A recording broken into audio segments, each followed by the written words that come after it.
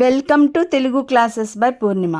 ఈరోజు వీడియోలో ICSC syllabus Telugu పద్య గద్య కదంబంలోని గద్య కదంబంలో ఇంద్రద్యుమ్నుని సముద్ర ప్రయాణంలో వచ్చే ముఖ్యమైన వ్యాకరణాంశాలు, ముఖ్యమైన ప్రశ్న జవాబులు మొదలగునవి తెలుసుకుందాం. ముందుగా గద్య కదంబం, ఇంద్రద్యుమ్నుని సముద్ర ప్రయాణం. ఈ పాఠం రాసిన కవి మధిర సుబ్బన్న దీక్షితులు. ముందుగా ప్రశ్న జవాబులు తెలుసుకుందాం. ఈ ప్రశ్నలు జవాబులు పాఠం మొత్తంలో ఏ పేరాలోనైనా అడగవచ్చు. మొదటి ప్రశ్న, ఇంద్రద్యుమ్నుని సముద్ర ప్రయాణం అనే పాఠం రాసింది ఎవరు? ఇంద్రద్యుమ్నుని సముద్ర ప్రయాణం అనే పాఠం రాసింది మధిర సుబ్బన్న దీక్షితులు. ఆయన రాసిన భాషను కొంచెం సులభమైన భాషలో తిరిగి రాసినది శ్రీ ఇచ్ఛాపురపు రామచంద్రరావు గారు. సుబ్బన్న దీక్షితుల ఇతర రచనలేవి? సప్తసాగర సంగ మహాత్మ్యం, భద్రాద్రి రామచరిత్రం, గౌతమి పుష్కర మహాత్మ్యం, కాశీ మజిలీ కథలు. ప్రస్తుత పాఠం ఏ గ్రంథంలోనిది?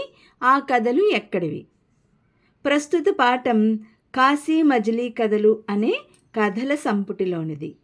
ఇందులోని కథలు అప్పటికి బాగా ప్రచారంలో ఉన్న జానపద కథలను సేకరించి గుచ్ఛంగా తయారు చేసినవి.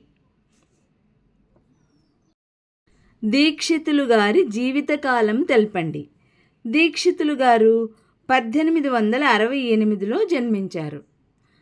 1928లో మరణించారు. ఆయన జీవితకాలం 60 సంవత్సరాలు.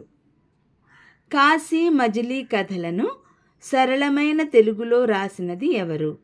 ఆయన జీవితకాలం తెలపండి. కాశీ మజిలీ కథలను సరళమైన తెలుగులో రాసినది శ్రీ ఇచ్ఛాపురపు రామచంద్రరావు. ఆయన 1940లో జన్మించి 2016 ఆగస్టులో మరణించారు. రామచంద్రరావు గారి రచనలు పేర్కొనండి. రామచంద్రరావు గారు సుమారు 700 కథలు, 60 నవలలు రాశారు. గాంధీ, నెహ్రూ, పటేల్ వంటి ఆదర్శ నాయకుల జీవిత చరిత్రలు రాశారు. ప్రస్తుత పాఠంలోని కథ కాశీ మజిలీ కథల్లో ఎన్నవది? ఈ కథలోని ప్రధాన అంశమేమి? ప్రస్తుత పాఠంలోని కథ కాశీ మజిలీ కథల్లో 13వది. పూరీ క్షేత్రంలో వెలిసిన జగన్నాథస్వామి క్షేత్ర వైభవాన్ని గురించి ఈ కథ చెబుతుంది. ఇప్పుడు గద్య భాగంలోని ఇంద్రద్యుమ్నుని సముద్ర ప్రయాణంలో వచనం చదివి ప్రశ్నలకు జవాబులు రాయండి. ఓడలోని జనానికి సంవత్సరానికి సరిపడా భోజన సామగ్రితో మంచి గాలి వీస్తుండగా మంచి ముహూర్తంలో బయలుదేరింది. ఇంద్రద్యుమ్నుడెక్కిన ఓడ 3 వారాలు ప్రయాణించాక ఓడ నడిపే కర్ణధారుడు గాలివాన వచ్చే లక్షణాలను పసిగట్టి తెరచాపలు దించి లంగరు వేయించాడు. ఈ పేరా నుండి క్రింది ప్రశ్నకు జవాబులు రాయండి. ఈ క్రింది పదాలకు అర్థాలు రాయండి. కర్ణధారుడు, కర్ణధారుడు, పసిగట్టి, మంచి ముహూర్తం. కర్ణధారుడు అంటే నావికుడు. పసిగట్టి, కనిపెట్టి, మంచి ముహూర్తం, మంచి సమయం. ఇంద్రద్యుమ్నుడి ప్రయాణ సాధనమేది? అతను ఎంతకాలం ప్రయాణం చేయాలనుకున్నాడు?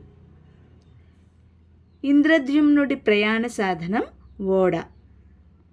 అతను సంవత్సర కాలం ప్రయాణం చేయాలనుకున్నాడు. ఓడలో ఎంతకాలం ప్రయాణం చేశారు? కర్ణధారుడు ఏమి చేశాడు? కర్ణధారుడు అంటే ఓడ నడిపేవాడు. ఓడలో 3 వారాలు ప్రయాణం చేశారు. తెరచాపలు, కర్ణధారుడు ఏం చేశాడు అంటే తెరచాపలు దించి లంగరు వేయించాడు. గాలివాన లక్షణాలు ఎవరు కనిపెట్టారు? ఏమి చర్యలు తీసుకున్నాడు? గాలివాన లక్షణాలు కర్ణధారుడు కనిపెట్టాడు. ఏమి చర్యలు తీసుకున్నాడు అంటే తెరచాపలు దించి లంగరు వేయించాడు. పడవ బయలుదేరేసరికి అందులో ఎవరు ఉన్నారు? పడవ బయలుదేరేసరికి పడవలో ఇంద్రద్యుమ్నుడు, కర్ణధారుడు మొదలగు వారు ఉన్నారు. ఈ పేరాను చదివి క్రింద ఇచ్చిన ప్రశ్నలకు జవాబులు రాయండి.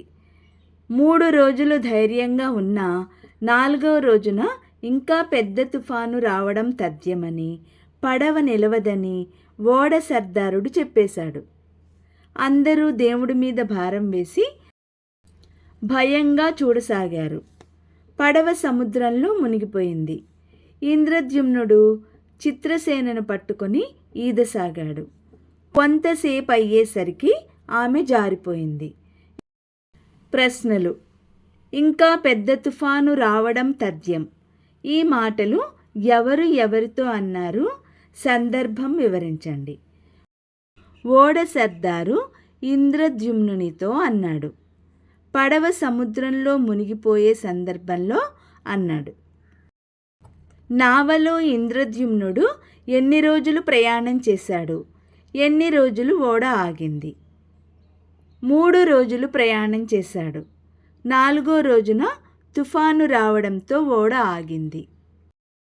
సర్దారుడు ఏమి చెప్పాడు? పెద్ద తుఫాను రావడం తథ్యమని, పడవ నిలవదని ఓడ సర్దారుడు చెప్పాడు. సర్దారు చెప్పినట్లు జరిగిందా? సర్దారు చెప్పినట్లు ఓడ సముద్రంలో మునిగిపోయింది. రాజు రాణి ఎలా బయటపడగలిగారు? రాజు రాణి ఈదుకుంటూ బయటపడగలిగారు. రేపటి వీడియోలో మరికొన్ని తెలుసుకుందాం. ఈ వీడియో లైక్ చేయండి, షేర్ చేయండి. మరిన్ని ముఖ్యమైన వీడియోల కోసం సబ్స్క్రైబ్ చేసుకోండి.